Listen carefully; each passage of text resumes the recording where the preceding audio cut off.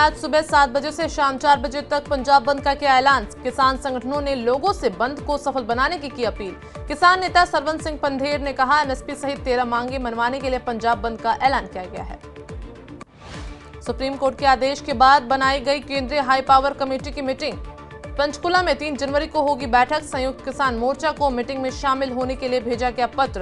पूर्व जस्टिस नवाब सिंह की कमेटी के अध्यक्ष। एचएसजीएमसी चुनाव को लेकर नामांकन प्रक्रिया हुई खत्म। 19 जनवरी को हरियाणा सिख प्रबंधन कमेटी का होगा चुनाव। पंथक दल झंडा ग्रुप के अध्यक्ष ने कुरुक्षेत्र की भूमि को बताया निर्दयी। कहा, जितने लोगों पर विश्वास जताया सभी ने उनके साथ किया विश्वासघात। दिल्ली जयपुर हाईवे पर गुरुग्राम में एक बड़ी लापरवाही आई सामने। हाईवे के ऊपर चल रहा है वेल्डिंग का काम, नीचे दौड़ रही हैं गाड़ियां, हादसे को न्योता दे रही हैं। राजीव चौक और हीरो होंडा चौक के बीच चल रहा है सीसीटीवी लगाने का काम।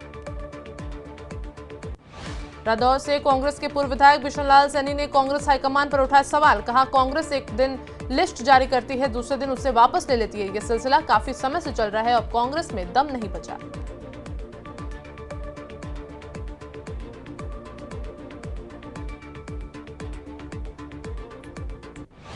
रादौर से कांग्रेस के पूर्व विधायक बिशनलाल सैनी ने खेड़ी लखा गांव में हुए गैंगवॉर को लेकर बीजेपी पर निशाना साधा।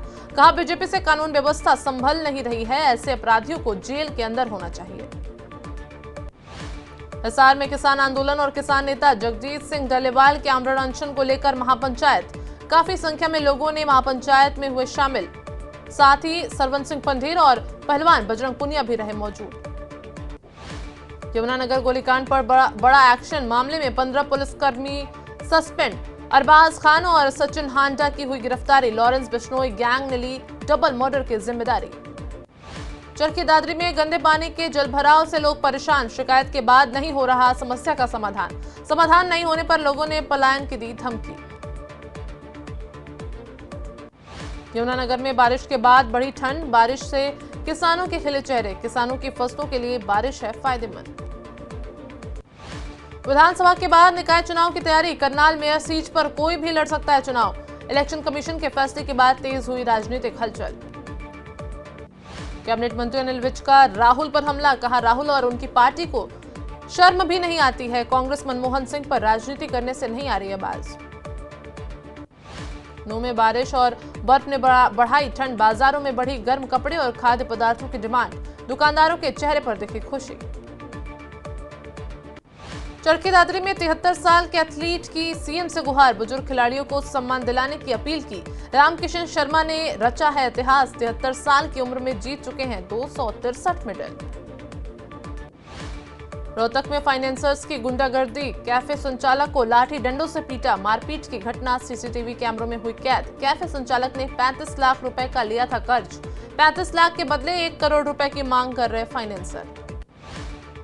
रोहतक के कालनौर कस्बे में चाकू से गोदकर एक 22 वर्षीय युवक की हत्या। युवक को फोन करके घर से बुलाकर की गई हत्या। घटना के बाद युवक की मां ने 3 युवकों पर दर्ज कराई शिकायत। फरीदाबाद के इस्लामापुर इलाके में बाइक पर जा रहे छात्र को लगी गोली। छात्र को बादशाह खान सिविल अस्पताल में कराया गया रेफर।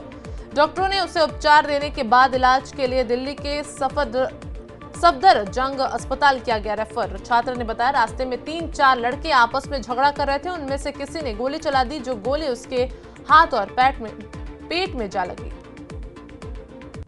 नेशनल हाईवे पर लूट की एक और वारदात करनाल जिले के घरौंदा के पास हुई। हथियारबंद बदमाशों ने 4 युवकों को लूटा। दिल्ली एयरपोर्ट से वापस लौट रहे थे युवक। चंडीगढ़ के अलग अलग मंदिरों में चोरी की वारदातें बढ़ी। पिछले 15 दिन में हुई चोरी के करीब आधा दर्जन वारदातों को अंजाम दिया गया। चोरों को पकड़ने में पुलिस अभी तक नाकाम। यमुनानगर के आतंकी कुलबीर सिंह पर 10 लाख रुपए का इनाम। गुरदासपुर ग्रेनेड ब्लास्ट सहित कई मामलों में है आरोपी। उत्तर प्रदेश के पीलीभीत में रहकर आतंकी ने रची थी गुरदासपुर ग्रेनेड ब्लास्ट की साजिश। पीएम मोदी ने की मन की बात। देशवासियों को नए साल की दी शुभकामनाएं। जम्मू कश्मीर की स्कीइंग का किया जिक्र। जम्मू में उपराज्यपाल मनोज सिन्हा ने शिक्षकों से की मुलाकात। कहा, विद्यार्थियों को सर्वश्रेष्ठ बनाने का हर संभव प्रयास करें। जम्मू में कश्मीरी पंडितों की मदद के लिए एक संस्था आई आगे। राहत एवं पुनर्वास आयुक्त ने कश्मीरी पंडितों पर दिया जोर। जम्मू में 33वें होमलैंड दिवस पर आयोजित हुआ कार्यक्रम में कश्मीरी पंडितों ने लिया भाग। जम्मू कश्मीर में हुई भारी बर्फबारी, सीएम उमर ने मांगी जमीनी हकीकत पर रिपोर्ट। पीसीएच ने श्रीनगर में एक प्रेस कॉन्फ्रेंस की। हस्तशिल्प के निर्यात को बढ़ाने के तरीकों पर की गई चर्चा। पंपोर में विधायक हसनैन मसूदी ने किया दौरा, भारी बर्फबारी से बनी स्थिति का लिया जायजा। पुलवामा में बर्फबारी से हुआ जनजीवन अस्त व्यस्त, वहीं बर्फबारी से फल उत्पादकों को काफी राहत भी मिली है। शिमला में नए साल के जश्न के लिए भारी तादाद में उमड़ रहे हैं पर्यटक होटलों में कर रहे हैं एडवांस बुकिंग। ऊना की चिंतपूर्णी में खाई में गिरी बस, बाल बचे यात्री, बस चालक को आई हल्की चोट। चंबा में बर्फबारी होने के बाद मौसम हुआ साफ, पहाड़ियां चांदी की तरह हो चुकी हैं सफेद। लाहौल घाटी में लगातार 3 दिनों से हो रही है बर्फबारी से जनजीवन बुरी तरह हुआ प्रभावित। बर्फबारी से कई इलाकों में कटी बिजली। नालागढ़ में मौसम ने ली करवट, इलाके में बढ़ी ठंड, पहाड़ों पर बिछी सफेद चादर। डलहौजी में बर्फबारी होने के बाद अब मौसम बिल्कुल साफ, वहीं पर्यटक स्थल mini Switzerland, Khajjiar, Kalatop, Karnelu valley, Panchkula और बर्फ की मोटी सफेद चादर बिछी। कोहरे की चपेट में देहरा, बीते कल हुई थी बारिश। NH 503 के धर्मशाला से चंडीगढ़ रोड पर छाया कोहरा। औद्योगिक क्षेत्र नालागढ़ में मौसम ने ली करवट, ठंड बढ़ी, कोहरे की चपेट में पूरा औद्योगिक क्षेत्र। BBN कोहरे के कारण विजिबिलिटी न के बराबर। नाहन में बर्फबारी से यातायात पर पड़ा बड़ा असर। बर्फबारी और बारिश से सिरमौर HRTC के कई रूट प्रभावित। पीएम ने की साल की आखिरी मन की बात कार्यक्रम, मन की बात का 117वां एपिसोड। मन की बात कार्यक्रम के दौरान पीएम मोदी ने संविधान का खास तौर पर किया जिक्र और कहा कि 2025 में संविधान को लागू हुए 75 वर्ष होंगे। ये संविधान देश का मार्गदर्शक है और इसी की वजह से आज मैं यहाँ हूँ। इस दौरान पीएम मोदी ने महाकुंभ का जिक्र करते हुए कहा कि प्रयागराज में महाकुंभ की भव्य तैयारियां चल रही हैं। इस महाकुंभ में करोड़ों लोग इकट्ठा होंगे और महाकुंभ का संदेश ही एक पूरा देश है। इस बार महाकुंभ में AI चैटबोट का इस्तेमाल होगा। पीएम ने कहा भारतीय एनिमेशन की लोकप्रियता बढ़ रही है। भारत में क्रिएटिव इंडस्ट्री तेजी से बढ़ रही है। भारतीय सिनेमा को दुनिया में मिली नई पहचान।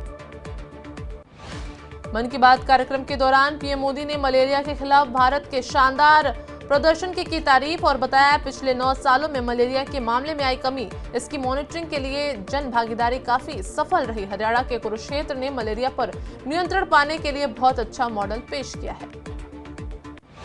कोटपुतली में 175 घंटे से ऑपरेशन चेतना जारी। अब तक 7 फीट तक टनल की हुई खुदाई। आज बाहर निकल सकती है 3 साल की चेतना। नए साल को लेकर ऑल इंडिया मुस्लिम जमात ने देवबंदी उलेमा ने जारी किया फतवा। न्यू ईयर का जश्न मनाने और मुबारकबाद देने को बताया शरीयत की नजर में नाजायज। बूंदी जिले में केशवराय पाटन थाना क्षेत्र के लाटपुर गांव के पास नहर में व्यक्ति का शव मिलने से सनसनी फैली। मृतक की पहचान चितावा निवासी जगदीश मीणा के रूप में हुई, जो कि मानसिक रूप से बीमार था। कोटा में राजगंज मंडी के डिंगसी हाईवे पर गलत साइड जा रही बाइक रविवार देर रात बेकाबू होकर फिसल गई। इस हादसे में बाइक सवार धर्मराज माली गंभीर रूप से घायल। इसको सुकेत अस्पताल में कराया गया भर्ती, जहां उसका इलाज जारी है।